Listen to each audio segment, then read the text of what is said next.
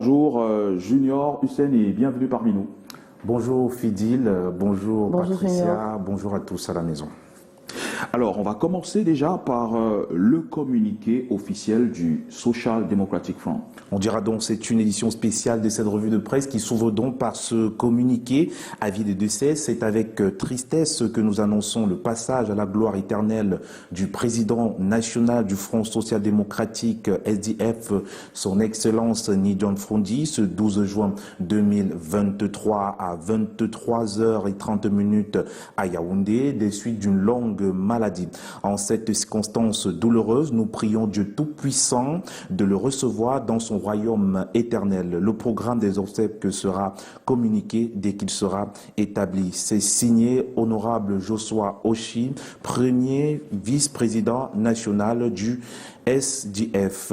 C'est donc par ce communiqué triste que nous débutons donc cette revue de presse.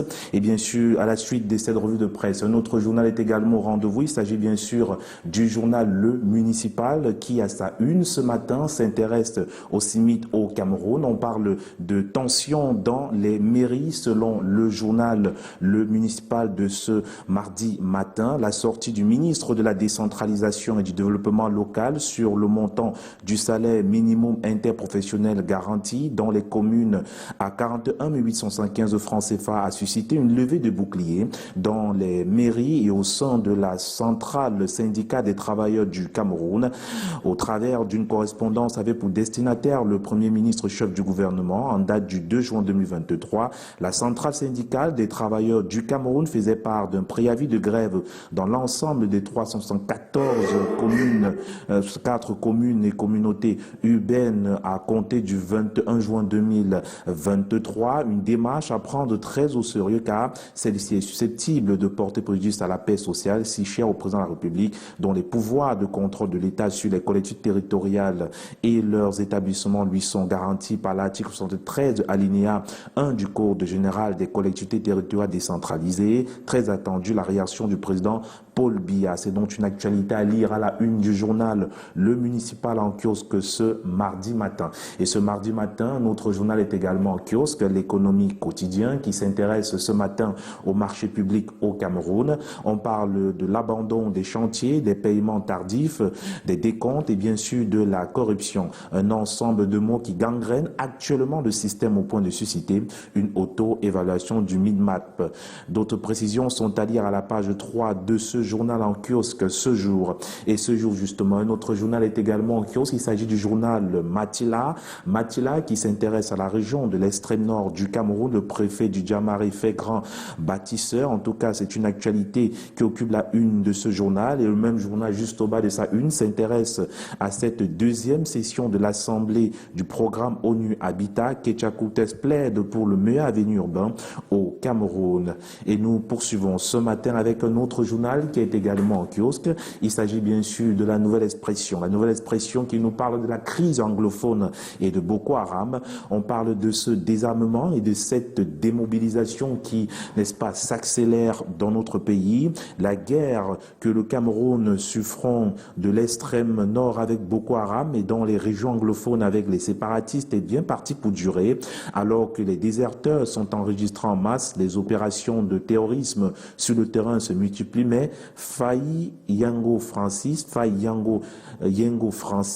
le patron du DDR, se félicite de ses acquis quant à la réédition des terroristes. Les précisions sont à lire à la page 3 de ce journal en kiosque ce jour. Et ce jour, justement, en colonne du journal La Nouvelle Expression, parle de la localité de Fumban où un vaste trafic de stupéfiants vient d'être détecté. Des bagages contenant une importante quantité de cannabis saisis dans une agence de voyage ont permis à la police de remonter le réseau qui a des tentacules jusqu'à N'Djamena au Tchad. Et on s'intéresse également au Sénat, toujours en colonne de une du journal La Nouvelle Expression de ce mardi. Le gouvernement a attendu sur la vie chère au Cameroun.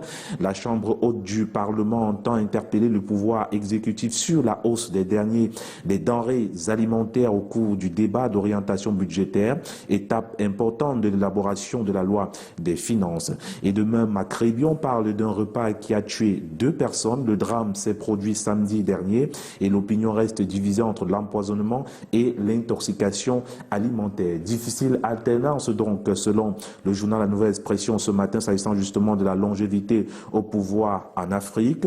Ces dernières années, des voix s'élèvent de plus en plus pour dénoncer la longévité au pouvoir des chefs d'État en Afrique qui est une source de tous les malheurs des peuples.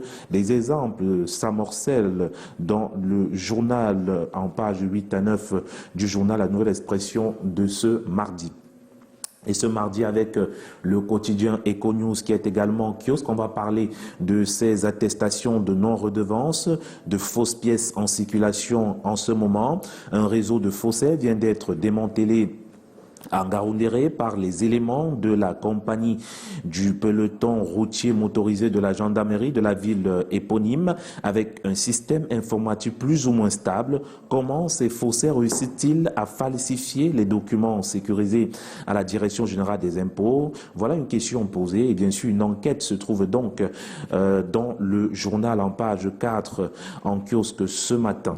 Et ce matin, pour terminer cette revue de presse, c'est bien sûr avec le journal L'Équation bi-hebdo qui est en kiosque ce jour et ce journal s'intéresse donc ce jour à l'Assemblée d'ONU Habitat. On parle cette fois-ci de ces lauréats de la délégation camerounaise à Nairobi, axés sur des problématiques et opportunités relatives au logement décent et ville durable. L'Assemblée d'ONU Habitat tenue du 5 au 9 juin 2023 au Kenya a connu la participation active de la délégation camerounaise conduite par le ministre de l'Habitat et du Développement urbain Célestine Ketcha-Koutès. Une douzaine d'experts et personnalités ont pris part justement à ces assises internationales. Une mission, une moisson fructueuse est à féliciter au terme de la tenue de cette assemblée.